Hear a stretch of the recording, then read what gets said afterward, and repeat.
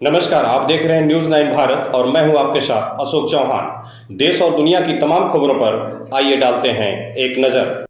खबर जनपद आजमगढ़ से मदरसा बोर्ड मिशनरी स्कूलों सहित सभी बोर्ड्स की मान्यता रद्द कर भारतीय गुरुकुल परिषद की स्थापना हो। गोपाल राय। आजमगढ़ में सोमवार के दिन विश्व हिंदू रक्षा परिषद के अध्यक्ष गोपाल राय ने देश की शिक्षा प्रणाली में बड़े बदलाव की मांग उठाई है। उन्होंने मदरसा बोर्ड, ईसाई मिशनरी स्कूलों, आईसीएसई, सीबीएसई और सभी राज्य शिक्षा बोर्डों की मान्यता समाप्त कर अखिल भारतीय गुरुकुल परिषद की स्थापना का प्रस्ताव रखा है। गोपाल राय ने एक संवाददाता सम्मेलन में कहा कि वर्तमान शिक्षा प्रणाली भारतीय संस्कृति, परंपराओं और नैतिक मूल्यों को कमजोर कर रही है। विदेशी शिक्षा प्रणाली के प्रभाव को खत्म करना और गुरुकुल आधारित शिक्षा को पुनर्जीवित करना समय की आवश्यकता है। इसलिए मदरसा बोर्ड और ईसाई मिशनरी स्कूलों की मान्यता समाप्त की जाए, क्योंकि इन संस्थानों के माध्यम से समाज में धार्मिक असंतुलन और धर्मांतरण को बढ़ावा दिया जा रहा है। साथ ही उन्होंने यह भी कहा कि आईसीएसई, सीबीएसई सहित तमाम स्टेट बोर्ड की मान्यता रद्द किया जाना चाहिए, क्योंकि ये सारे बोर्ड भारतीय शिक्षा प्रणाली के मूल्यों के बजाय पाश्चात्य प्रभाव को बढ़ावा देते हैं, जो देश की संस्कृति के लिए हानिकारक है। गोपाल राय ने स्पष्ट शब्दों में कहा कि इन सारे शैक्षणिक बोर्ड की मान्यता खत्म करके अखिल भारतीय गुरुकुल परिषद का गठन किया जाए, जो कि विद्यालयों में वेद, उपनिषद, विज्ञान सहित भारतीय परंपराओं आधारित शिक्षा देने का नीति निर्धारण करेगी। यह अखिल भारतीय गुरुकुल परिषद नैतिक और सांस्कृतिक मूल्यों को प्राथमिकता देकर भारतीय युवाओं को नई शिक्षा देगी, दिशा देगी। गोपाल राय ने इस मांग को लेकर जल्द ही पूरे देश में पद यात्रा शुरू करने की बात कही है। उन्होंने कहा कि यह यात्रा लोगों को भारतीय शिक्षा व्यवस्था के महत्व को समझाने और गुरुकुल शिक्षा प्रणाली के लिए समर्थन जुटाने के उद्देश्य से की जाएगी। राय ने स्पष्ट किया कि अगर सरकार ने उनकी मांगों पर ध्यान नहीं दिया तो वे देशव्यापी आंदोलन करेंगे। उनका कहना है कि यह केवल शिक्षा का मुद्दा नहीं, बल्कि भारतीय पहचान और संस्कृति को बचाने का सवाल है। संवाददाता अशोक चौहान की खास रिपोर्ट। सबसे पहले तो मैं आपको बताऊं, बांग्लादेश में जिस तरह से हिंदुओं की हत्या हुई, तो हम लोगों ने उस प्रकरण को लेकर के जंतर मंतर पर पिछले 11 तारीख को बहुत बड़ा धरना प्रदर्शन करके विश्व मानवाधिकार आयोग से लेके सभी राष्ट्राध्यक्ष जो देश के हैं और ज्ञापन भी दिया वहाँ। उसमें ये हमने विषय रखा था, बांग्लादेश में कटते हिंदू, टूटते मंदिर पर विराम लगे, क्योंकि 28% हिंदू थे पहले, आज 8% हो गए।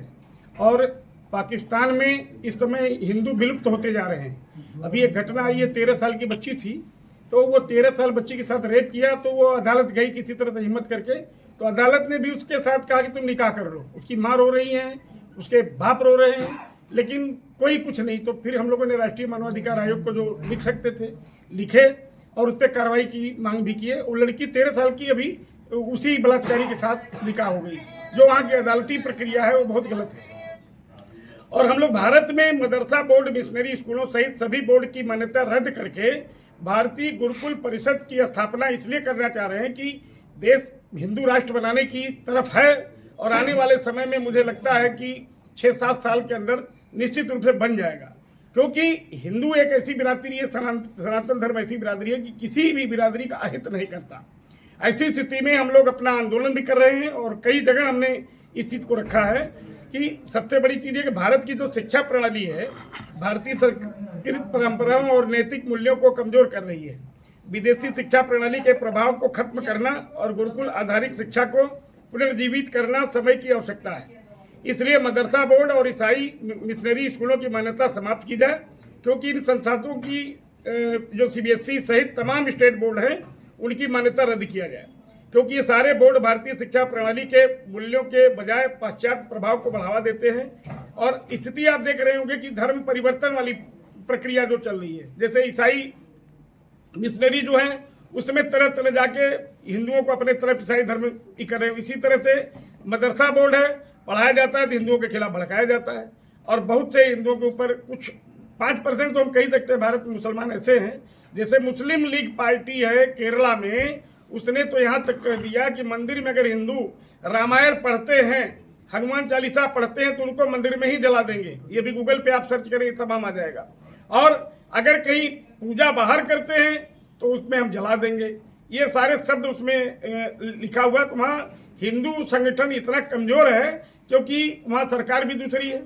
आज भारत में मोदी के रहते अगर ये विकल्प नहीं बन पाया तो विश्व में कभी नहीं बन पाएगा।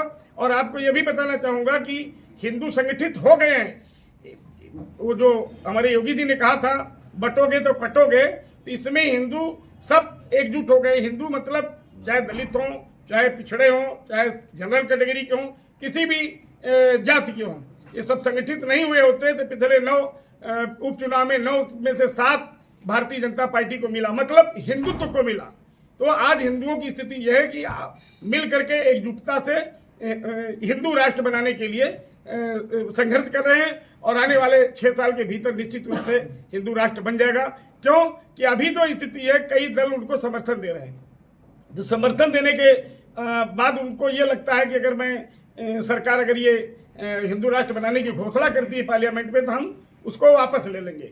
वापस इसलिए ले लेंगे, समर्थन वापस ले लेंगे। क्यों? समर्थन हमारे समर्थन सरकार चल रही है। तो ये स्थिति चल रही है, जबकि इनको भी हिंदू राष्ट्र के लिए समर्थन करना चाहिए, जो आज भारतीय जनता पार्टी की सरकार में सहयोग कर रहे हैं और मंत्री भी हैं।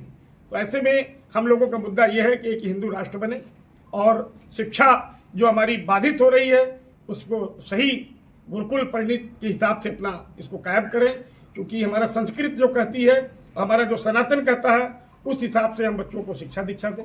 इस मुद्दे को लेकर के आज मैं आजमगढ़ में आया था, परसों मैं प्रयागराज में था और इसके पहले मैं भभुआ में था। पिछले 1 सप्ताह में 7वां जिला है हमारा। शाम तक फिर दूसरे जिले में हम रहेंगे। अच्छा, आप कह रहे हैं मदरसे पे कार्रवाई करने की बात कर रहे हैं या जो उनका सत्यापन हो रहा था, तो ऐसे में अब कोर्ट के कार्रवाई भी चल रही है, सब जुडिस मामला है, इस पे आप किस तरीके से देखते? देखिए, अब न्यायालय के प्रकरण में हम क्या कोई भी बोलना उचित नहीं है, क्योंकि हमारे देश का जो संविधान है उस हिसाब से जो न्यायमूर्ति लोग बैठते हैं तो उनकी अलग अलग प्रक्रिया है। अब वो जो भी जजमेंट देते हैं वो न्यायालय के खिलाफ कोई टिप्पणी हम नहीं कर सकते। तो फिर आप मदरसे की आवाज उठा रहे हैं कि उसके ऊपर कार्रवाई की बात, तो फिर ये तो न्यायिक ये प्रक्रिया जरूर होना चाहिए, क्योंकि न्यायालय ने आदेश दिया। तो हमारा सबसे बड़ा देश का लोकसभा है, लोकसभा से बड़ा ये हमारी सुप्रीम कोर्ट नहीं है। अब वहीं पे हमारा संविधान तैयार होता है। तो हमारी पार्लियामेंट के जो सांसद हैं, सरकार है, उससे मीटिंग करके प्रस्ताव पास करेगी तो सुप्रीम कोर्ट को भी उस बात को मानना पड़ेगा। अच्छा, धीरेन्द्र शास्त्री ने कहा है, उन्होंने भी ये बताया है, एक बड़ा चिंता का विषय है कि हिंदुस्तान को हिंदू राष्ट्र घोषित करना चाहिए। उसके लिए सरकार को जो उचित कदम उठाना चाहिए, उसमें सहयोग लेना चाहिए और जो भी अन्य देश भी उसमें सहयोग करना चाहे वो भी कर सकते हैं। तो इसको किस तरीके से देखते हैं? गवर्नमेंट इस पूरे मामले पे बड़ी है, आरएसएस भी इस पूरे मामले पे कभी खुल के नहीं सामने आती। देखिए, धीरेन्द्र शास्त्री ने ठीक कहा है। पूरा भारत, यहाँ तक कि 10% मुस्लिम भी चाहते हैं, जो पहले कन्वर्ट हुए थे मुगल शासन काल में, वो भी आज अभी घर वापसी की बात कर रहे हैं। क्योंकि हम हो सकता है कि एक धमाका आपको लखनऊ में मिलेगा बहुत जल्द, क्योंकि हम जब वापसी कराएंगे तो कम से कम हजारों की संख्या में होगी। लोगों ने संपर्क किया है और वो सब पूरे देश की एक खबर बनेगी, क्योंकि वो भी इस धर्म परिवर्तन कराने के बाद से इनका उत्पीड़न होता चला आया है। तो ऐसी स्थिति में धीरेन्द्र शास्त्री जो चला रहे हैं वो गलत नहीं चला रहे। उन्होंने ये तो कहा नहीं कि किसी मुसलमान को हम नुकसान पहुंचाने। हम हिंदू राष्ट्र, मतलब बांग्लादेश में क्या हुआ, बांग्लादेश में हत्या भी हुई है बच्चियों की, संख्या 28 से 8 हो गई। उसके बावजूद भी 5-5 लाख रुपए लेकर के दुर्गा मंडप बना और उसके बाद भी लोगों ने मंडप 2 दिन 3 दिन बाद ढा दिया और धमकाया अलग से जान मारने की।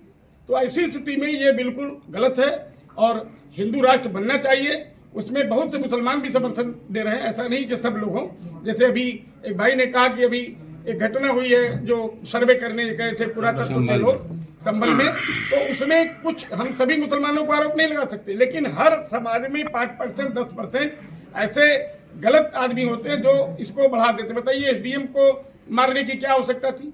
अरे तुम विरोध कर सकते हो भाई, हमारे संविधान में ऐसी प्रक्रिया है, आप विरोध करते, 1000 आदमी 500 आदमी के धरना देते, लेकिन आप मारपीट करने का अधिकार तो संविधान नहीं देता आपको। ऐसी स्थिति में इन लोगों को भी कड़ा दंड देना चाहिए। समाजवादी पार्टी के विधायक के ऊपर भी एफआईआर हुई है संभल में, उनके ऊपर भी भड़काने का आरोप है।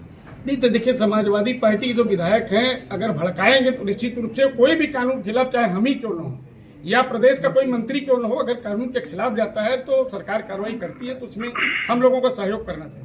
अभी क्या रणनीति है, अभी किस तरीके से उत्तर प्रदेश क्या, मैं तो 12 राज्यों मेरा संगठन है और आने वाले 2025 दिसंबर तक हम 1 करोड़ सदस्य विश्व हिंदू रक्षा परिषद का तैयार करके और आंदोलन को हम तेज गति प्रदान करेंगे और पूरे हम इंडिया में ही नहीं है, विदेशों में भी हमारे संगठन के पदाधिकारी हैं और वहां जा करके हम जिम्मेदारियां भी दे रहे हैं।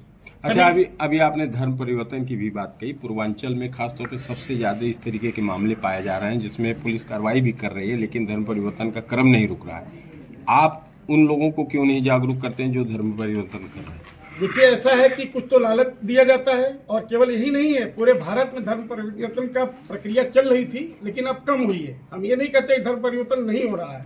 जहाँ इनकी संख्या ज्यादा है तो दबाव बना करके या किसी रूप में करते हैं। ऐसी स्थिति में उनके खिलाफ अगर कहीं एप्लीकेशन पड़ता है तो सरकार भी कार्रवाई करती है, क्योंकि सरकार ये कुल मिलाकर के चाहे कोई भी जाति धर्म हो, अगर किसी के साथ कोई भी होता है तो योगी सरकार उस पर कड़ा कदम उठाती है। ठीक सर, थैंक यू, धन्यवाद। यहाँ खबरों का सिलसिला कभी नहीं थमता। सिर्फ और सिर्फ बने रहिए न्यूज़ 9 भारत पर। अब चाहूंगा इजाजत, नमस्कार।